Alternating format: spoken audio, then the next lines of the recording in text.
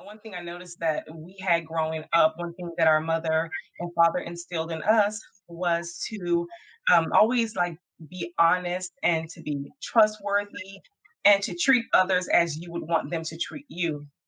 And so growing up in an American home, that was kind of like the mindset that we had, was to always try to be kind to other people, to try to, put yourself in other people's shoes. And as I got older, I try to, of course, continue to use those same values and apply that toward my everyday life. Now, as Yoma mentioned, I am married to a Nigerian. He is from Nigeria, and in our home, we try to instill those same things in our children. And honestly, being married to someone that's Nigerian, I don't really see a big difference between our values. Maybe the way we express them, we'll see some differences, but not necessarily the values themselves. We I think we pretty much are in great agreement when it comes to those type of things. However, one thing I just want to speak to when it comes to like American values or principles. Um, I noticed growing up, I grew up in the 80s slash 90s. I was born in the 80s, but grew up mostly like in the 90s. And it seems like everyone that I knew, like classmates, peers, friends, we all had the same like values. We all kind of like was building our lives or being raised on those values. But as generations pass or like decades pass and years pass and time went on, I started noticing like a kind of like a decline of those values just in homes, period. And so I think that's one of my biggest concern is where are our values going? Is it something that's diminishing way too quickly? Why are they diminishing? And so I guess when I talk with my husband at times, it's really interesting because we'll have those discussions. And sometimes he will reach out to family that's still in Nigeria. Like his oldest sister, I had a conversation with her, and she was just like sharing things with me, just insight and wisdom, because she's older than I am. And I was like, oh wow, those are those values. That's what I look for. That's what I'm so accustomed to. And so I know that values are still being exercised. I'm just not seeing it as much as I once saw it as a child in American homes. And I could go on and on about that, but I'm going to stop right there because, of course, I would like someone else to kind of take the floor. But that's kind of where I am when it comes to American values and making those comparisons. I see a lot of similarities between my husband and I, even though we are of two different cultures. However, maybe our approach is just a little bit different, but those values are there. But I'm just concerned about the American values. I just feel that they're diminishing just a little bit too much for my liking. Mentioning how in American homes, and this may happen in other cultures, no doubt, but this is something that is very prevalent in Black community, where the father figure or the father or the husband, the presence isn't seen. It doesn't seem like it's needed, or a man who has children, when he is tired or becomes um, have irreconcilable differences between he and the wife, he can walk away. And it has a huge impact on children, the rearing and the raising of those children. And I wanted to bring that up because you may see a lot of behaviors from children. And a lot of times you may wonder, like, well, why is this child acting out this way? Or why is this child behaving this way? Or why are some of those values not noticeable in this particular child? When you look at the family dynamic and it's broken that way, it can have a huge, it could be devastating for children.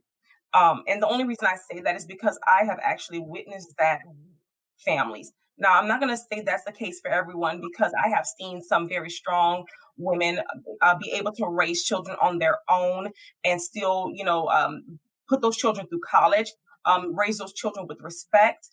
So that can definitely still happen. However, I do believe that when the father is absent, that can have a huge impact on the way a child sees things and how they respond to things and how they handle things.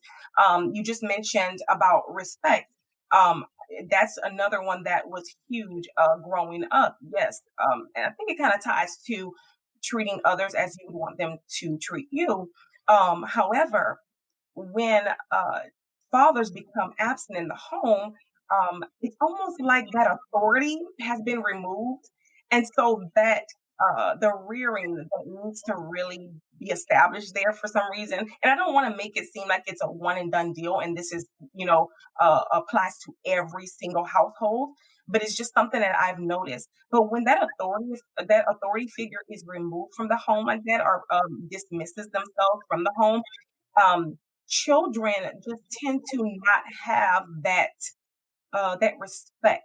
They don't know how to show that respect. A lot of times, young women, especially, they don't even know how to respect themselves or to demand respect, even when they get into a relationship or get into marriage for themselves. You will notice a lot of times young women will settle for a lot of things that they probably shouldn't settle for, but it's because they didn't have that example of the father in the home. So that thing there, that authority figure not being in the home, that is uh, that to me is it could be a huge issue. My husband and I, we talk about that all the time. We have three daughters. We find it so important to make sure that they understand what it is to be treated with respect by a man so that they can know what respect looks like. They can know what that value truly is coming from all aspects of the home. So, yeah, I think that it's so important to make sure that that family dynamic is built on a solid foundation, mother, father, and family, children, and raising our children or raising our families in that frame. But if that's not always the case, it's okay. We just have to know how to make the best of things and never make our cause our values to be in any kind of way sacrificed. We have to make sure that those values are still mentioned and established in the home, whether it's just a mother, father, uh, grandmother. Just make sure those values are always being instilled in those children as we're raising them. Actually, that wasn't one of or anything that we mentioned just yet. So I'm glad that you actually brought that up because education, I think, is definitely a cultural value that should be honored. But you do make a great point when you say that, especially in today's society, a lot of people are starting to kind of do their own thing. They're not following that exact path of, doing the 4 year college, the 8 year college, however, long it would usually require you to go to college for whatever chosen field you're going into. However, I think that parents um, have their reason as to why they encourage their children to get the education that they should get. And the reason I say that is because, and every parent, I believe, is they have their own different reasons, but they definitely have a reason. And I'll give you guys just a short or small testimony of kind of what it was for me growing up. My mother and father both did not finish school. My mother had to drop out in the sixth grade, and she did so because she had to help her mother raise her younger brothers and sisters. My mother was the oldest out of all of her brothers and sisters. And my father dropped out in the second grade.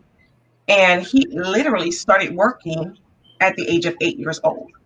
And so in our home, it was the utmost important thing to get an education. We had to finish school and go off to college because my mom and my dad, well, my father passed away when I was very young, but even on his dying bed, he gave my mother instructions: make sure these children finish school, make sure they never drop out, make sure they make something of themselves because they knew the struggle.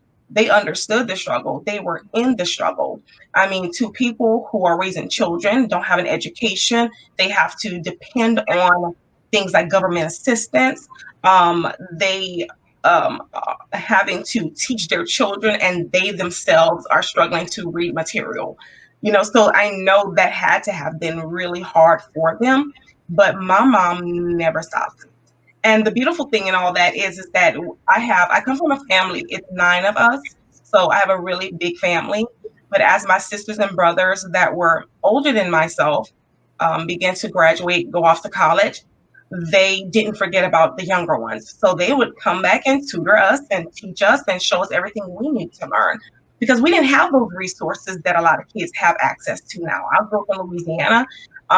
We grew up in a pretty poverty stricken area. So my story is very unique, but I didn't give up. My sisters and brothers didn't give up because we knew how important that was to our parents. We didn't do it just for them. We did it because we knew that we wanted more out of life as well.